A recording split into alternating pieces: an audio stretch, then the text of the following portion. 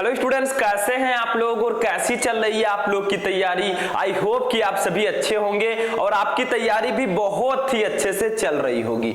My self Shubham Goswami आप सभी की तैयारी को और भी शानदार बनाने के लिए मैं आपके लिए लेकर आया हूं एक बार फिर से 12th इंग्लिश का एक मोस्ट इंपॉर्टेंट वीडियो।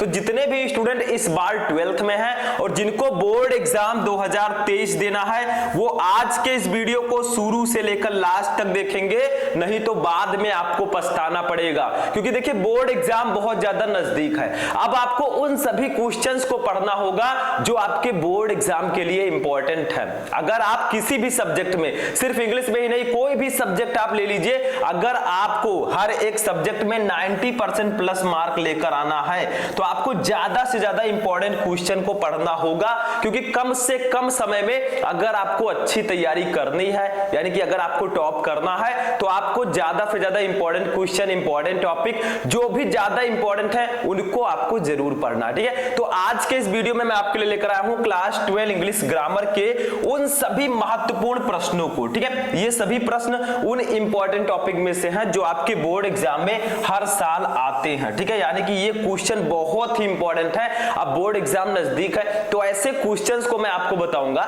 जो बोर्ड एग्जाम की दृष्टि से इंपॉर्टेंट है, ठीक है। और आपको पता है कि हमारे इंग्लिश के पेपर में जो ग्रामर पोर्शन है वो 50 नंबर का आएगा, ठीक है। तो आपको ग्रामर पोर्शन को भी साथ लेकर चलना है। तो चलिए आज के इस इंटरेस्टिंग वीडियो को स्टार्ट करते हैं। वीडियो स्टार्ट करने से पहले वीडियो को लाइक कर दीजिएगा, चैनल पर नए चैनल को भी सब्सक्राइब कर लीजिएगा और कॉपी और पेन लेकर बैठिएगा ताकि जो भी मैं आपको बताऊं वो आपको अच्छे से समझ में आ जाए, ठीक है। सबसे पहले ये जान लेते हैं कि हम इस वीडियो में पढ़ेंगे क्या। देखिए 12th इंग्लिश ग्रामर के जो स्टार्टिंग के 8 टॉपिक्स हैं, यानी कि 8 टॉपिक, वो हम एक ही वीडियो में पढ़ेंगे। एक टॉपिक के हम 3 क्वेश्चन पढ़ेंगे, यानी कि टोटल हम 24 क्वेश्चन इस वीडियो में पढ़ने वाले हैं विथ आंसर, ठीक है। तो जितना ज्यादा क्वेश्चन सॉल्व कर सकें उतना ज्यादा क्वेश्चन अब आप सॉल्व करें ताकि बोर्ड एग्जाम में आप अच्छा परफॉर्म कर सकें। तो चलिए स्टार्ट करते हैं ये इंटरेस्टिंग वीडियो। सबसे पहला टॉपिक हमारा होगा डायरेक्ट एंड इनडायरेक्ट नरेशन। ये क्या होता है बताइए?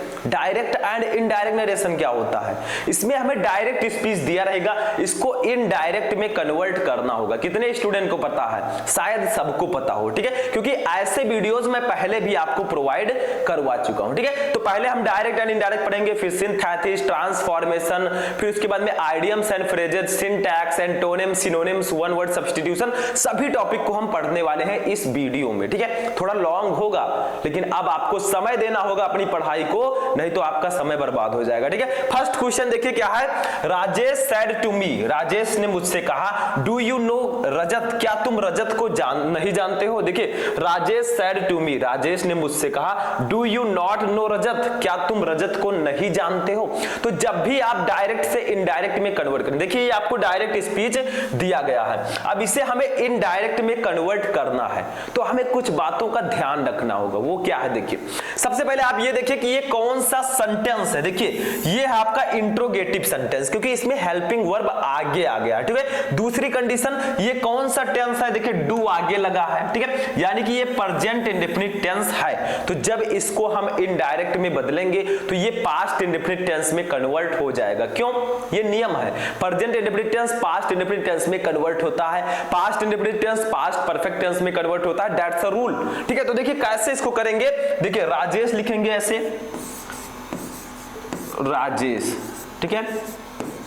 अब देखिए यहां पर हम क्या लिखेंगे, थोड़ा सा इसको बॉन्ड कर देते हैं, राजेश। अब सैड टू के स्थान पर क्या लिखेंगे? देखिए ये इंट्रोगेटिव सेंटेंस है, जो आपका रिपोर्टेड स्पीच है ये इंट्रोगेटिव सेंटेंस है। तो सैड टू के स्थान पर हम क्या लिखेंगे? देखिए इंट्रोगेटिव सेंटेंस में हम सैड टू के स्थान पर या तो आस्क्ड का यूज करते हैं, ठीक है, आस्क्ड, या फिर आप इंक्वायर्ड ऑफ का भी यूज कर सकते हैं, ठीक है। तो देखिए राजेश आस्क्ड मी, आस्क्ड भी लिख सकते हैं या आस्क्ड के जगह पर आप लिख सकते हैं इंक्वायर्ड ऑफ। देखिए मैं बता रहा हूं, आप लोग चाहे तो इसको नोट कर सकते हैं, ठीक है, इंक्वायर्ड ऑफ, दोनों में से किसी का भी यूज कर सकते हैं, इसको नोट कर लीजिए। अब मैं इसको इरेज कर देता हूं, ठीक है। अब मी हो गया।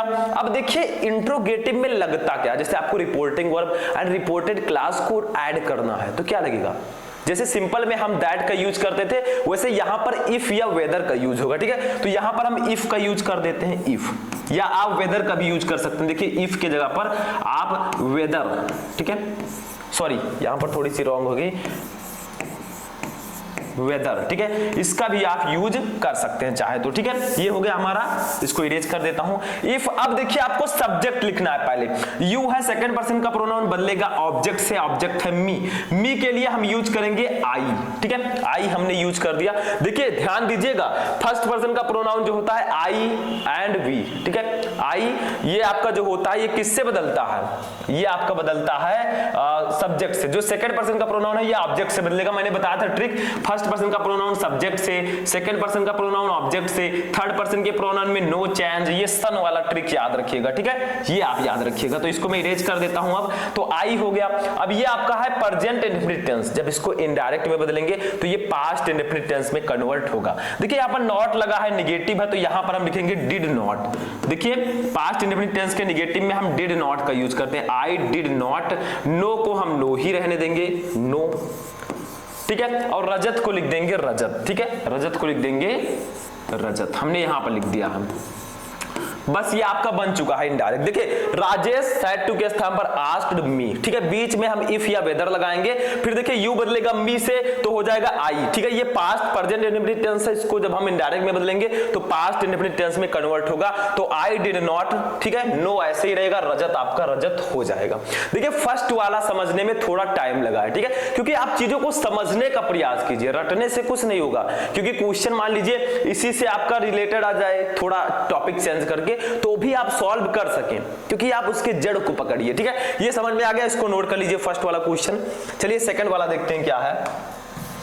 सेकंड क्वेश्चन देखिए, थोड़ा सा चेंज। देखिए द कुली सैड, कुली ने कहा, ठीक है, please do not keep me waiting long, कृपया मुझे ज्यादा इंतजार ना कराएं। देखिए द कुली सैड, कुली ने कहा please don't keep me waiting long, कृपया मुझे लंबा इंतजार ना कराएं, यानी कि जो भी सामान देना हो जल्दी दीजिए, मैं देकर दूसरे का, ठीक है, अटेंड करूं। तो यहां पर कुली ने कहा कृपया मुझे ज्यादा लंबा इंतजार ना कराएं, तो ये कौन सा सेंटेंस है बताइए। प्लीज लगा है तो सिंपल सा ये इंपरेटिव सेंटेंस होगा, आदेशात्मक वाक्य, क्योंकि इसमें प्लीज का यूज किया गया, सिंपल सा है, ठीक है। तो यहां पर हम कैसे करेंगे इसको, तो लिखेंगे द कुली, द कुली, ठीक है, कुली। अब देखिए यहां पर प्लीज लगा है, तो जब भी प्लीज लगा हो तो हम सैड के स्थान पर या सैड टू के स्थान पर लिखेंगे रिक्वेस्टेड, ठीक है, द कुली रिक्वेस्टेड हमने लिख दिया, ठीक है। अब क्या लगाएंगे, देखिए अब हम इंपरेटिव में हम टू से जोड़ते हैं, यानी कि टू लगाते हैं, ना हम इफ या वेदर लगाते हैं, ना ही दैट लगाते हैं, यहां पर हम टू लिखते हैं। लेकिन यहां पर नेगेटिव है, don't keep me waiting long, तो हम क्या लिखेंगे, टू के जगह पर पहले नॉट लिख देंगे, तब लिखेंगे टू, नॉट टू, ठीक है। कीप, कीप ऐसे ही रहेगा, कीप। अब देखिए वेटिंग, कीप मी, मी देखिए मी है फर्स्ट पर्सन का प्रोनाउन, ये बदलेगा सब्जेक्ट से, सब्जेक्ट है कुली, तो कुली के लिए हम क्या यूज करेंगे, कुली के लिए हम हिम का यूज कर देंगे, ठीक है, keep him waiting long, waiting, waiting, waiting long, ठीक है। बस ये हो गया आपका, बस हो गया। The coolie requested not to keep him waiting long, बस बन गया इनडायरेक्ट। तो ऐसे ही चीजों को आप समझिए कि आखिर इंपरेटिव में हमें क्या लिखना होता है, इंट्रोगेटिव में क्या लिखना होता है, और अभी हम आगे भी देखेंगे, ठीक है, एक्सक्लेमेटरी भी देखेंगे। तो ये हो गया the coolie requested not to keep him waiting long, बस हो गया, इसको नोट कर लीजिए। अब देखिए स्टूडेंट हमारा जो नेक्स्ट क्वेश्चन है, क्वेश्चन नंबर 3, देखिए द सोल्जर्स सैड, यानी कि सिपाहियों ने कहा hurray we have won the battle, यानी कि हुर्रे हमने बैटल यानी कि युद्ध जीत लिया है, ठीक है। तो यहां पर युद्ध जीतने की बात हो रही है, तो देखिए सिपाहियों ने कहा हुर्रे हमने युद्ध जीत लिया है। तो यहां पर देखिए आपको सबसे पहले समझना क्या है, बताइए कौन सा सेंटेंस है। देखिए ये आपका हुर्रे है, फिर इसके बाद में एक्सक्लामेशन मार्क लगा है, यानी कि ये एक्सक्लामेटरी सेंटेंस है। दूसरी कंडीशन आप समझिए, इसमें कौन सा टेंस है, देखिए we have won the battle, ठीक है। तो वी हैव, हैव कहां लगता है, हैव प्लस वर्ब का थर्ड फॉर्म, ये हमारा लगता है प्रेजेंट परफेक्ट टेंस में। तो जब इसे हम इनडायरेक्ट में कन्वर्ट करेंगे तो ये पास्ट परफेक्ट टेंस में कन्वर्ट हो जाएगा, सिंपल सा, ठीक है। तो इसको चलिए सॉल्व करते हैं, देखिए लिखेंगे द सोल्जर, द सोल्जर्स, ठीक है, सोल्जर्स, ठीक है। अब देखिए सैड के स्थान पर क्या लिखेंगे, देखिए यहां पर हम लिखते हैं एक्सक्लैम्ड विथ के साथ, ठीक है, एक्सक्लैम्ड विथ, अब देखिए यहां पर जॉय की बात हो रही है, यानी कि क्या है, आनंद है, ठीक है, यहां पर खुशी की बात है, तो यहां पर एक्सक्लेम्ड विथ जॉय लिखेंगे, क्योंकि हमने युद्ध जीत लिया, ये खुशी की बात है, तो हम एक्सक्लेम्ड विथ जॉय लिखेंगे। अगर मान लीजिए यहां पर दुख की बात होती तो हम एक्सक्लेम्ड विथ सॉरो लिखते, अगर यहां पर कोई आश्चर्य की बात होती तो हम एक्सक्लेम्ड विथ वंडर का यूज करते, ठीक है। आपको एक्सक्लेम्ड विथ के साथ यूज करना है, समझ में आ गया इतना। तो the soldiers exclaimed with Joy, ठीक है, बीच में लगाएंगे दैट लगाएंगे। अब हम ये वाला लिखेंगे, देखिए we have won the battle, तो देखिए बी हमेशा दे में कन्वर्ट होता है, ये आपको भी पता है। वैसे भी आप देख सकते हैं बी है फर्स्ट पर्सन का प्रोनाउन बनेगा सब्जेक्ट से, सब्जेक्ट है द सोल्जर्स, यानी कि सिपाही, कई सिपाही हैं, तो यहां पर हम दे का यूज करेंगे सिंपली, ठीक है। तो दे, अब देखिए ये प्रेजेंट परफेक्ट टेंस है, इसे इनडायरेक्ट में बदलेंगे, पास्ट परफेक्ट हो जाएगा, तो दे हैड, ठीक है, वन द बैटल, बस हो गया, सिंपल सा था। The soldiers exclaimed with Joy that they had one the battle, तो इसमें कुछ नहीं करना है, खुशी की बात है, एक्सक्लेम्ड विथ जॉय का यूज कर दिया, बीच में दैट लगा दिया। उसके बाद में ये प्रेजेंट परफेक्ट टेंस था, इसको मैंने पास्ट परफेक्ट टेंस में कन्वर्ट कर दिया, दैट्स अ वेरी सिंपल, ठीक है। तो डायरेक्ट एंड इनडायरेक्ट के 3 क्वेश्चन हमने पढ़ लिए। अभी हमारा फर्स्ट टॉपिक है, अभी 7 टॉपिक बाकी है, ठीक है। तो चलिए उसको भी पढ़ते हैं, इसको सबसे पहले आप नोट कर लीजिए, नोट हो गया स्टूडेंट। चलिए नेक्स्ट टॉपिक देखते हैं। नेक्स्ट टॉपिक हमारा क्या है, सिंथेसिस ऑफ सेंटेंस। ये सिंथेसिस क्या होता है बताइए। सिंथेसिस का मतलब होता है 2 या 2 से अधिक सेंटेंसेस को जोड़कर एक सेंटेंस बनाना, ठीक है। वो भी मीनिंग नहीं बदलना चाहिए, ये आपको ध्यान रखना है, ठीक है। यानी कि 2 या 2 से अधिक सेंटेंसेस को जोड़कर हमें एक सेंटेंस बनाना है, बट मीनिंग सेम रहना चाहिए। जैसे देखिए, the rose is the sweetest of flowers, this is certain, ठीक है। यानी कि the rose is the sweetest of flower, जो गुलाब है ये फूलों में सबसे मीठा होता है, यानी कि सबसे स्वीट होता है, देखने में सबसे अच्छा होता है, ठीक है। दिस इज सर्टेन, यह तय है या फिर यह निश्चित है। इसको आपको बदलना है कॉम्प्लेक्स सेंटेंस में, कैसे बदलेंगे, बहुत सिंपल है। पहले आप लिखिए दिस इज सर्टेन, यहां पर लिखना है, ये जो ब्रैकेट में दिया गया इसी में आपको बदलना है, ये ध्यान रखिएगा, जो ब्रैकेट में है उसी के अकॉर्डिंग आपको सेंटेंस बनाना है। यहां पर 2 सेंटेंस है, एक सेंटेंस है the rose is the sweetest of flowers, दूसरा सेंटेंस है दिस इज सर्टेन, दोनों को जोड़कर एक सेंटेंस बनाइए, वो भी जो ब्रैकेट में दिया गया है, कॉम्प्लेक्स सेंटेंस, ठीक है, सिंपल सा है। तो इसको कैसे करेंगे, लिखेंगे this is certain, this is certain, ठीक है, इसको इरेज कर देंगे, सर्टेन, बीच में हम लगा देंगे दैट, ठीक है, बीच में क्या लगा देंगे, दैट लगा देंगे। अब लिखेंगे the rose is the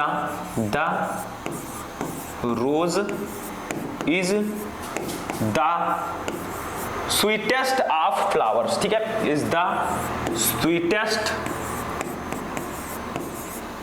of flowers, sweetest of flowers, ठीक है, बस हो गया, सिंपल सा था। This is certain that the rose is the sweetest of flowers, यानी कि यह निश्चित है, यह तय है कि जो गुलाब है वो फूलों में सबसे स्वीट होता है, सबसे मीठा होता है, ठीक है, समझ में आ गया। तो यहां पर कुछ करना नहीं है, हमें दिस इज सर्टेन पहले लिखना है, फिर बीच में दैट लगा देना। अब ये आपका कॉम्प्लेक्स सेंटेंस में कन्वर्ट हो चुका है, नो प्रॉब्लम, ठीक है, सिंपल सा है। नोट कर लीजिए इसको, फर्स्ट वाला नोट कर लीजिए, तब हम सेकंड वाला देखते हैं, ठीक है। इसको नोट कर लीजिए, पहले नोट हो गया, थोड़ा वीडियो को पॉज करके आप नोट कर लिया कीजिए। नेक्स्ट क्वेश्चन नंबर 2 देखिए, रन क्विकली, तेजी से दौड़ो, you will miss the train, तुम्हारी ट्रेन छूट जाएगी। तो रन क्विकली यानी कि तेजी से दौड़ो, you will miss the train, तुम्हारी ट्रेन छूट जाएगी। तो इसको बदलना है complex sentence, sorry compound sentence में। कैसे बदलेंगे, देखिए 2 सेंटेंस है, दोनों सेंटेंसेस को जोड़िए, एक सेंटेंस बनाइए, वो भी कंपाउंड सेंटेंस, बट मीनिंग नहीं बदलना चाहिए, ठीक है। तो देखिए यहां पर कैसे लिखेंगे, इसको लिखेंगे run quickly,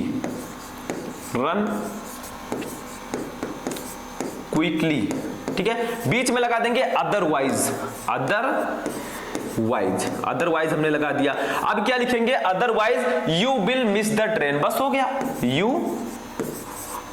will miss the train, ठीक है, you will miss the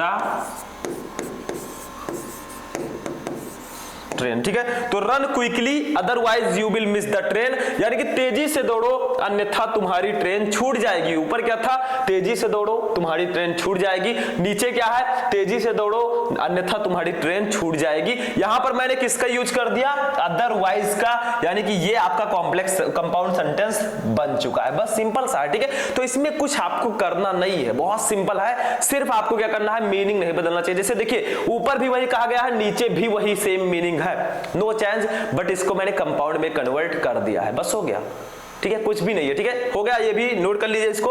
next question number 3 देखिए क्या है, द कॉलेज वाज ओवर, यानी कि जो कॉलेज था वो बंद हो गया था, यानी कि यहां पर होगा the college was over. Was over का मतलब कॉलेज खत्म हो गया था। All the students went to their houses, यानी कि सभी स्टूडेंट, सभी विद्यार्थी अपने घर चले गए, ठीक है। तो यानी कि कॉलेज बंद हो गया, सभी स्टूडेंट अपने घर चले गए। इसको बदलना है सिंपल सेंटेंस में। तो यहां पर क्या करेंगे, बहुत ही सिंपल है, ठीक है।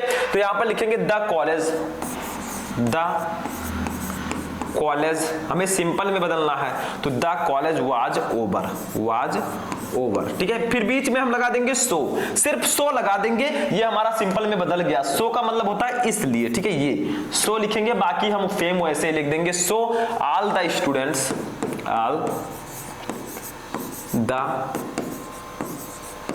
स्टूडेंट्स ठीक है, went to their houses, went to their houses, ठीक है। तो यहां पर हमने लिखा था college was over, so all the students went to their houses, यानी कि कॉलेज खत्म हो गया था, इसलिए सभी विद्यार्थी अपने अपने घर चले गए, बस हो गया। सो लगा दिया बीच में, ये सिंपल सेंटेंस हो चुका है। कोई प्रॉब्लम, नो प्रॉब्लम। इसको भी नोट कर लीजिए, ये हमारा दूसरा टॉपिक था और क्वेश्चन नंबर 6 था। अभी हमें 6 टॉपिक और भी पढ़ने हैं, ठीक है। थोड़ा लॉन्ग होगा, लेकिन अब आपको लॉन्ग अच्छे तरीके से डीपली पढ़ाई करना होगा, ठीक है। अब समय आपके पास नहीं है कि 10 मिनट बैठे पढ़कर फिर रख दिए, मोबाइल चलाने लगे, ये सब करने से कुछ नहीं होगा। अगर आपको अच्छा नंबर लाना है, आपको ज्यादा से ज्यादा पढ़ना होगा, ठीक है। इसको नोट कर लीजिए, फिर हम नेक्स्ट टॉपिक देखते हैं। नोट हो गया स्टूडेंट, चलिए नेक्स्ट टॉपिक देखते हैं। नेक्स्ट टॉपिक हमारा है ट्रांसफॉर्मेशन ऑफ सेंटेंसेस। ये भी लगभग उसी तरह, इसमें हमें क्या करना है, सेंटेंसेस को ट्रांसफॉर्म करना है। इसका मतलब क्या होगा, ट्रांसफॉर्म का मतलब हमें चेंज करना। जैसे देखिए फर्स्ट क्वेश्चन है, Meenu is the best girl in the class, यानी कि मीनू क्लास की सबसे अच्छी लड़की है। ये सुपरलेटिव डिग्री में हमें दिया गया है, देखिए द बेस्ट है, ठीक है। तो इसको बदलना हमें पॉजिटिव डिग्री में। कैसे बदलेंगे, तो इसको आप ऐसे बदलिए ताकि मीनिंग ना बदले। जैसे मीनू जो है, Meenu is the best girl in the class, Meenu class में सबसे अच्छी लड़की है, सुपरलेटिव डिग्री है, पॉजिटिव में बदलिए। चलिए बदलते हैं, ठीक है। तो यहां पर हम लिखेंगे no other girl in the class, girl in the class, ठीक है, इज, यहां पर लिखेंगे is so good as Meenu, ठीक है, एज मीनू किसी का नाम होगा तो वो तो बहुत खुश हो रही होगी, ठीक है। तो यहां पर लिखेंगे no other girl in the class is so good as Meenu, यानी कि क्लास में कोई भी ऐसी लड़की, इतनी अच्छी लड़की नहीं है जितना कि मीनू, ठीक है, समझ में आया। तो ऊपर क्या था, मीनू क्लास की सबसे अच्छी लड़की है, नीचे क्या है, no other girl in the class is so good as Meenu, यानी कि क्लास में कोई भी लड़की इतनी अच्छी नहीं है जितनी कि मीनू, ठीक है, बस हो गया। ये हमारा बदल गया है पॉजिटिव डिग्री में, समझ में आ गया। तो सिंपल सा है, इसमें भी आपको कुछ इस तरीके से बदलना होता है। तो no other girl in the class is so good as Meenu, बस हो गया। चलिए नेक्स्ट क्वेश्चन देखते हैं। नेक्स्ट क्वेश्चन हमारा इसका, he is too weak to lift this weight, यानी कि वह इस वेट को उठाने के लिए बहुत कमजोर है। He is too weak to lift this weight, इसको कैसे करेंगे बताइए। इसमें आपको करना क्या है, रिप्लेस टू बाय सो, यानी कि इस टू को हमें हटाना है, इसके जगह पर सो का यूज करना है। सीधा सीधा लिखा, देखिए रिप्लेस टू बाय सो, यानी कि टू को बाय सो के द्वारा आप रिप्लेस कीजिए। तो कैसे करेंगे बताइए, इसको मैं कई बार आपको बता चुका हूं और ये चीज बहुत इंपॉर्टेंट है, ये आप ध्यान रखिएगा, इसको आपको जरूर पढ़ना है। देखिए कैसे करेंगे समझिए, देखिए ही इज TWO वाले टू के स्थान पर सो लिखेंगे, ही इज सो वीक, ठीक है, बीच में लगा देंगे हम दैट, ठीक है। अब क्या लिखेंगे, देखिए ही आपका ऐसे ही है, तो इसको एक बार यहां फिर से लिख देंगे, he can not, he can not lift this wait,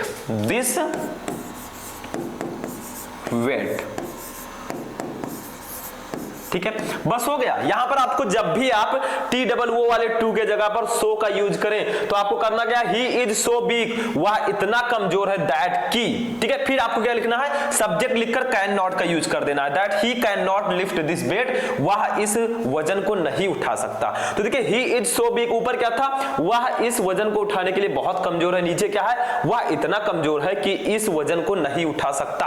बस दोनों का मीनिंग सेम है और हमने TOO वाले टू के जगह पर यस वो वाले सो का यूज कर दिया, बस हो गया, कुछ नहीं है इसमें, ठीक है। तो बहुत सिंपल सा है, इसको नोट कर लीजिए। ऐसे कुछ और भी आ सकता है, ठीक है। चलिए आगे बढ़ते हैं। नेक्स्ट क्वेश्चन हमारा क्या है, देखिए, tell me the place of your birth, कृपया मुझे अपना जन्म स्थान बताओ, यानी कि कृपया मुझे बताओ कि तुम्हारा जन्म कहां हुआ था, ठीक है। तो कृपया मुझे अपना जन्म स्थान बताओ, यहां पर करना क्या है, इसको आपको सिंपल टू कंपाउंड, ठीक है, यानी कि आपको इसको क्या करना है, सिंपल सेंटेंस में बदलना है, ठीक है। कैसे बदलेंगे, देखिए, tell me the place of your birth, यानी कि अपना जन्म स्थान बताओ। कैसे करेंगे, तो यहां पर लिखेंगे टेल मी, ठीक है। टेल मी लिखकर फिर क्या लिख देंगे हम लोग, टेल मी द प्लेस, कृपया मुझे वो स्थान बताओ, वेयर, जहां, ठीक है, वेयर यू वियर बॉर्न, ठीक है। बस हो गया। तो देखिए क्या है, टेल मी द प्लेस, कृपया मुझे वह स्थान बताओ, वेयर यू वियर बॉर्न, जहां तुम्हारा जन्म हुआ था, ठीक है। तो यहां पर वेयर का मतलब क्या होगा, बहुत सारे स्टूडेंट कहेंगे सर आपने वेयर का यूज कर दिया और उसके बाद में हेल्पिंग वर्ब नहीं लिखा, आपने सब्जेक्ट डायरेक्टली लिख दिया। तो देखिए यहां पर जो वेयर का मतलब होता है, ये होता है कि कहां, इस वेयर का मतलब है कि कहां। देखिए वेयर कोई जरूरी नहीं है कि वो आपका क्या हो, वो कोई जरूरी नहीं है कि आपका इंट्रोगेटिव ही हो, ठीक है। तो यहां पर क्या होगा, टेल मी द प्लेस, मुझे वो स्थान बताओ, वेयर यू वियर बॉर्न, जहां तुम्हारा जन्म हुआ था, ठीक है। तो ये आपका हो जाएगा क्या, ये आपका हो जाएगा सिंपल, यानी कि ये आपका हो जाएगा ट्रांसफॉर्मेशन, ठीक है। टेल मी द प्लेस, मुझे वह स्थान बताओ, ठीक है, मुझे अपना जन्म स्थान बताओ कि वेयर यू वियर बॉर्न, जहां तुम्हारा जन्म हुआ था। बस ये बदल चुका है, ठीक है। तो ये आपका हो गया तीसरा क्वेश्चन, ये भी समझ में आ गया, ठीक है। बहुत ही सिंपल है, तो इसको आपको सिंपल सेंटेंस में हमने बदल दिया है। चलिए नेक्स्ट देखते हैं, नोट हो गया स्टूडेंट। चलिए नेक्स्ट टॉपिक देखते हैं। अब देखिए आते हैं नेक्स्ट टॉपिक पर, जो कि है सिंटैक्स। सिंटैक्स का मतलब क्या होता है बताइए। सिंटैक्स को हम बोल सकते हैं करेक्शन ऑफ सेंटेंसेज, यानी कि अगर सेंटेंस में कोई भी गलती है उसको सही करके लिखिए, दैट्स द सिंटैक्स। हिंदी में बोले तो वाक्य संशोधन, ठीक है, आपने हिंदी में पढ़ा होगा। तो देखिए सिंटैक्स होता क्या, देखिए फर्स्ट क्वेश्चन है, Murli want to play cricket, Murli cricket खेलना चाहता है। अब देखिए यहां पर गलती क्या है, आप लोग बताइए, दिमाग लगाइए थोड़ा सा। अगर आपने प्रेजेंट इंडेफिनिट टेंस पढ़ा है तो ये वाला सेंटेंस आप सही करके दिखाएंगे, ठीक है। कितने लोगों को पता है कमेंट करके बताइएगा, ठीक है। तो देखिए Murli want to play cricket, Murli cricket खेलना चाहता है, तो ता है, ती है, ते हैं, ये शब्द अगर आते हैं तो प्रेजेंट इंडेफिनिट टेंस होगा। तो देखिए मुरली क्या है, ये सिंगुलर है, यानी कि एक वचन है, और प्रेजेंट इंडेफिनिट टेंस में हम एक वचन कर्ता के साथ यस या ईएस का यूज करते हैं वर्ब में, ठीक है। तो यहां पर वांट में यस नहीं लगा है, बस वही लगा देंगे, हमारा ये सही हो जाएगा। ये होगा मुरली, वांट के जगह पर वांट्स कर दीजिए, क्योंकि सिंगुलर जो सब्जेक्ट होते हैं उसके वर्ब में एस या एस का हम यूज करते हैं। तो मुरली वांट्स टू प्ले क्रिकेट, ठीक है, बस ये सही हो गया। बस इतनी सी गलती थी और इस एस के लिए आपका एक नंबर फंस जाएगा, ठीक है, समझ में आ गया। नेक्स्ट क्वेश्चन, इसको नोट कर लीजिए। अब देखिए स्टूडेंट, हमारा जो सेकंड क्वेश्चन है, नेक्स्ट क्वेश्चन देखिए थोड़ा सा लॉन्ग है। देखिए, this is one of the most interesting books that have ever been printed, यानी कि यह अब तक छपी सबसे इंटरेस्टिंग यानी कि सबसे दिलचस्प किताबों में से एक है, यानी कि यह अब तक छपी सबसे दिलचस्प किताबों में से एक है। अब इसमें गलती कहां है, देखिए यहां पर गलती, इस सेंटेंस में कोई भी गलती नहीं है। देखिए ये आपका सही बिल्कुल सेंटेंस दे दिया गया है, लेकिन एग्जाम में ऐसा बिल्कुल भी नहीं होगा, ठीक है। ये बिल्कुल सही है, ऐसे ही आपको यानी कि लिखना है this is one of the most interesting books that have ever been printed, ठीक है। तो सेम टू सेम हम लिख देंगे this is one of the most interesting, ठीक है, इंटरेस्टिंग बुक्स, ठीक है, interesting books that have ever been printed, ठीक है, प्रिंटेड। अब आप लोग कहेंगे सर इसमें गलती क्यों नहीं? देखिए गलतियां आपको दे दी जाएंगी। कैसे दिया जाएगा? यहां पर हैव के स्थान पर हैड दे दिया जाएगा या हैज दे दिया जाएगा, तब गलती हो जाएगी, ठीक है। लेकिन अगर हैव डायरेक्टली आपको लिखना है, मान लीजिए यहां पर हैड आ जाता है, ठीक है, तो भी आपको हैव ही लिखना है। तो this is one of the most interesting books that have ever been printed, यानी कि यह अब तक छपी सबसे दिलचस्प किताबों में से एक है।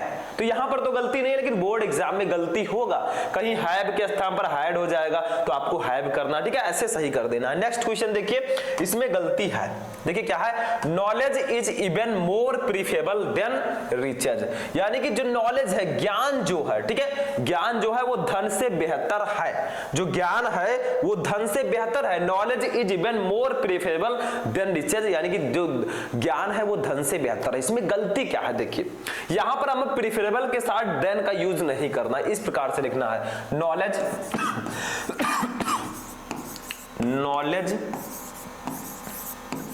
इज प्रीफरेबल, डायरेक्टली ऐसे लिख देना है, ठीक है, प्रीफरेबल टू रिचेज,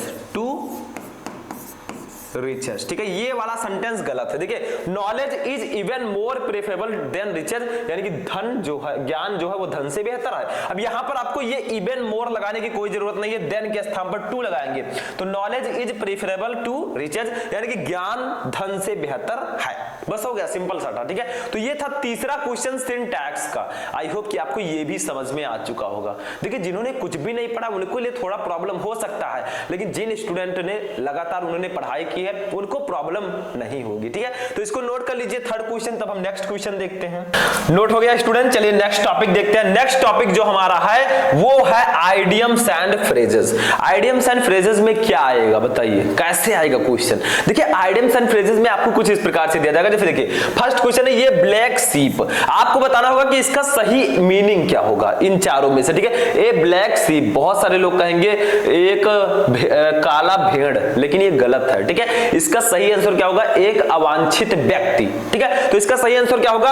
ए है एन अनलकी पर्सन, बी है एन अनडिजायरेबल पर्सन, सी है एन अगली पर्सन, डी है ए लकी पर्सन। तो देखिए ए ब्लैक सीप का जो मीनिंग होगा वो होगा एन अनडिजायरेबल पर्सन, यानी कि एक अवांछित व्यक्ति, ठीक है। ब्लैक सीप का ये सही मीनिंग होगा। तो इसमें आपको क्वेश्चन दिया रहेगा, उसका सही मीनिंग आपको टिक करना होगा, यानी कि उसको अपनी कॉपी में लिखना होगा। बस हो गया फर्स्ट वाला, ठीक है। सेकंड वाला देखिए क्या है, सेकंड हमारा है विथ ओपन आर्म्स, इसका मतलब होता है दिल से। तो इसका सही मीनिंग क्या होगा? ए है वार्मली, बी है कोल्ड ब्लूडेड, सी है रिजेंबल और डी है कोल्डली। तो इसका राइट आंसर होगा वार्मली, दिल से, ठीक है। तो विथ ओपन आर्म्स का जो सही मीनिंग होगा वो होगा वार्मली, यानी कि दिल से, ठीक है। बहुत अच्छे से विथ ओपन आर्म्स मैं आपसे मिलूं, ठीक है। बस हो गया। नेक्स्ट क्वेश्चन, क्वेश्चन नंबर 3 देखिए क्या है, bag and baggage. Bag and baggage का मतलब होता है बोरिया बिस्तरा के साथ, यानी कि सारे सामान के साथ, ठीक है। He left this village bag and baggage, यानी कि उसने इस गांव को बोरिया बिस्तरा के साथ छोड़ दिया, लेकर चले गए, ठीक है। तो देखिए इसका सही आंसर क्या होगा? ए है ऑल द क्लोथिंग, बी है विदाउट एनी बिलोंगिंग, सी है लीव, डी है विथ ऑल वंस बिलोंगिंग। तो इसका राइट आंसर होगा option number D, with all one's belonging, यानी कि बोरिया बिस्तरा के साथ, सारे सामान के साथ, ठीक है। तो इसका सही आंसर होगा बैग एंड बैगेज का विथ ऑल वंस बिलोंगिंग, ठीक है। बस बस ये हो गया, सिंपल सा था, तो ये भी समझ में आ गया। नेक्स्ट क्वेश्चन देखते हैं, इसको नोट कर लीजिए। नेक्स्ट टॉपिक जो हमारा है उसको देखिए। नेक्स्ट टॉपिक है एंटोनिम्स। अब एंटोनिम्स का मतलब क्या होता है? विपरीतार्थक शब्द जो विपरीत अर्थ रखते हो, ठीक है, एक दूसरे के एंटोनिम्स होंगे। जैसे देखिए फर्स्ट क्वेश्चन देखिए, ब्यूटीफुल। ब्यूटीफुल का मतलब होता है सुंदर, इसका एंटोनिम क्या होगा? बताइए इसका एंटोनिम क्या होगा? फर्स्ट है ग्रेसफुल, आपके पास ऑप्शन है बी है हैंडसम, सी है अगली, डी है वंडरफुल। तो इसका एंटोनिम होगा अगली। अगली का मतलब होता है कुरूप या भद्दा, ठीक है, जो देखने में सुंदर ना हो। तो ब्यूटीफुल का मतलब सुंदर, तो इसका एंटोनिम यानी कि विपरीत अर्थ में बताना है तो अगली होगा इसका एंटोनिम, ठीक है। ऐसे दूसरा देखिए, दूसरा हमारा विजडम। विजडम का मतलब होता है बुद्धिमानी, तो इसका सही आंसर क्या होगा? ए है इंसाइट, बी है कॉन्साइज, सी है परसेप्शन, डी है फॉली। तो इसका आंसर होगा फॉली। फॉली का मतलब क्या होता है? विजडम का मतलब होता है बुद्धिमानी। क्या होता है? बुद्धिमानी, जिसके पास बुद्धि हो, ठीक है। और फॉली का मतलब क्या होता है? फॉली का मतलब होता है मूर्खता। मूर्खता, तो देखिए बुद्धिमानी एक होता है मूर्खता, तो इसका राइट आंसर होगा फॉली, ठीक है। तो ये आपका आंसर सही होगा, बुद्धिमानी का मूर्खता, ठीक है। हो गया दूसरा क्वेश्चन भी। इसमें कुछ करना नहीं है, आपको विपरीत अर्थ वाला जो वर्ड है उस पर टिक करके उसको लिखना है, ठीक है। नेक्स्ट क्वेश्चन देखते हैं, क्वेश्चन नंबर 3, डायनामिक। डायनामिक का मतलब होता है गतिशील, कोई चीज गतिशील हो, ठीक है, गतिशील, जिसमें गति हो। तो इसका क्या होगा? ए है स्टैटिक, बी है नेचुरल, सी है डिसेंट, डी है क्वाइट। तो स्टैटिक होगा। स्टैटिक का मतलब क्या होता है? स्थिर। तो डायनामिक का मतलब होता है गतिशील, स्टैटिक का मतलब होगा स्थिर, जो एकदम रुकी हुई वो स्थिर हो, ठीक है। That's the antonym. समझ में आ गया? इसमें हमें विपरीत अर्थ वाले वर्ड को लिखना होता है, बस हो गया। नेक्स्ट टॉपिक देखते हैं। अब देखिए हमारा जो नेक्स्ट टॉपिक है ये है सिनोनिम्स। देखिए हेडिंग नहीं डाला है, लेकिन इसको हम बोलते हैं सिनोनिम्स। सिनोनिम्स का मतलब क्या होता है? समानार्थी शब्द। समानार्थी यम कर दीजिएगा यहाँ पर, सिनोनिम्स, ठीक है। सिनोनिम्स का मतलब होता है समानार्थी शब्द जो समान अर्थ रखते हो। जैसे अभी हमने पढ़ा एंटोनिम्स। एंटोनिम्स का मतलब होता है विपरीतार्थक शब्द जो विपरीत अर्थ रखते हो। लेकिन इसमें क्या होगा? जैसे देखिए बिजी। बिजी का मतलब क्या होता है? हिंदी अर्थ व्यस्त, ठीक है। तो इसका सिनोनिम्स क्या होगा? जिसका अर्थ समान हो। ए है आइडल, बी है ऑक्युपाइड, सी है क्वाइट, डी है लेजी। ये वो है ओ, तो इसका राइट आंसर होगा ऑक्युपाइड। ऑक्युपाइड का मतलब भी होता है व्यस्त। तो देखिए दोनों के अर्थ समान है तो ये समानार्थी शब्द होंगे, ठीक है। तो इसी को बोलते हैं सिनोनिम्स। बिजी का मतलब भी व्यस्त, ऑक्युपाइड का मतलब भी व्यस्त। वर्ड तो अलग अलग है लेकिन मीनिंग सेम है, दैट्स अ सिनोनिम्स, ठीक है। आगे बढ़ते हैं नेक्स्ट क्वेश्चन। नेक्स्ट क्वेश्चन हमारा क्या है? देखिए ध्यान दीजिएगा, दूसरा क्वेश्चन इसेंशियल। इसेंशियल का मतलब होता है आवश्यक। क्या होता है? आवश्यक। इसका सिनोनिम्स क्या होगा? यानी कि कौन सा ऐसा वर्ड है जिसका मीनिंग आवश्यक है? ए है इंफीरियर, बी है बेनिफिशियल, सी है एडवाइजेबल, डी है रिक्वायर्ड। तो रिक्वायर्ड का मतलब भी होता है आवश्यक, तो डी वाला ऑप्शन आपका राइट होगा। तो दोनों के मीनिंग हमारे सेम ही हैं, ठीक है। हो गया दूसरा क्वेश्चन भी। नेक्स्ट क्वेश्चन देखते हैं, क्वेश्चन नंबर 3। देखिए टिमिड। टिमिड का मतलब क्या होता है? डरपोक, जो डरता ज्यादा हो। कौन कौन है बताइए? डरपोक, ठीक है। तो इसका क्या होगा? ए है फास्ट, बी है स्लो, सी है मीडियम, डी है साई। साई, साई का मतलब भी होता है डरपोक, ठीक है। तो ये एक दूसरे के सिनोनिम्स होंगे, यानी कि समानार्थी शब्द होंगे, ठीक है। तो ये हमारा था 7 नंबर टॉपिक जिसका नाम है सिनोनिम्स। अब हम देखेंगे अपना लास्ट टॉपिक जिसका नाम है वन वर्ड सब्स्टिट्यूशन, ठीक है। नोट कर लीजिए इसको। नेक्स्ट टॉपिक देखते हैं। अब देखिए स्टूडेंट, हमारा नेक्स्ट टॉपिक है लास्ट टॉपिक जो कि है वन वर्ड सब्स्टिट्यूशन। इसमें हमें क्या करना है? वन वर्ड सब्स्टिट्यूट करना। जैसे आप हिंदी व्याकरण में पढ़ते हैं अनेक शब्दों के लिए एक शब्द, वैसे इसमें होता है वन वर्ड सब्स्टिट्यूशन। देखिए इसमें क्या है? फर्स्ट क्वेश्चन, ये person who is lover of Mankind और ह्यूमैनिटी इन जनरल, यानी कि वह व्यक्ति जो सामान्य रूप से, ठीक है, मानवता और दयालुता यानी कि मानवता का प्रेमी है, मानव जो प्रेमी है, ठीक है, लोगों से प्रेम करता है, उसको एक वर्ड में हम क्या कहेंगे? देखिए ये person who is lover of Mankind और ह्यूमैनिटी इन जनरल, यानी कि एक ऐसा व्यक्ति जो सामान्य रूप से मानवता या लोगों से प्रेम करता है, उसे हम लोग क्या बोलेंगे? ए है एंथ्रोपोलॉजिस्ट, बी है ऑप्टोमेट्रिस्ट, सी है फिलांथ्रोपिस्ट, डी है सीस्मोलॉजिस्ट, ठीक है। तो इसका राइट आंसर होगा option number C, philanthropist. Philanthropist का मतलब क्या होता है बताइए? जनहितैषी या मानव प्रेमी। जनहितैषी भी लिख सकते हैं, जो लोगों का हित चाहता हो, ठीक है, जनहितैषी। जनहितैषी, या इसका अर्थ मानव प्रेमी भी होता है, जो लोगों से मानवता प्रेमी, जो लोगों से प्रेम करता हो, ठीक है। तो वह व्यक्ति जो मानव से प्रेम करता हो सामान्य रूप से, उसे हम फिलांथ्रोपिस्ट कहेंगे, ठीक है, एक वर्ड में। ऐसे नेक्स्ट देखिए दूसरा वाला क्या है, इसको समझिए।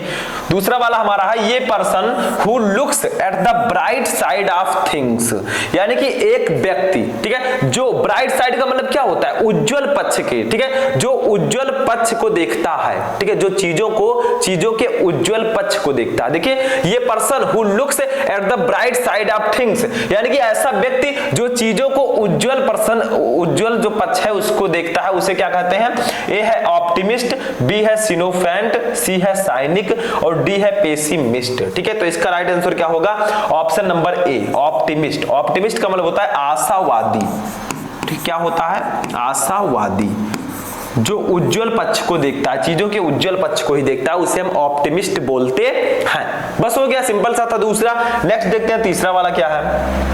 देखिए ये पर्सन विथ लॉन्ग एक्सपीरियंस, यानी कि लंबे अनुभव वाला व्यक्ति, जैसे किसी के पास लंबा अनुभव हो, उसके पास लंबा एक्सपीरियंस हो, उसे हम एक वर्ड में क्या कहेंगे बताइए, अनुभवी, ठीक है। तो इसका ए है स्टैलवर्ट, बी है आइटिनेरेंट, सी है पेडेंट, डी है वेटरन। तो इसका हो जाएगा वेटरन। वेटरन का मतलब होता है अनुभवी, लंबे अनुभव वाला व्यक्ति, उसको एक वर्ड में हम कहेंगे अनुभवी, ठीक है। बस हो गया, ये आपका था लास्ट टॉपिक, ठीक है, और तीसरा क्वेश्चन।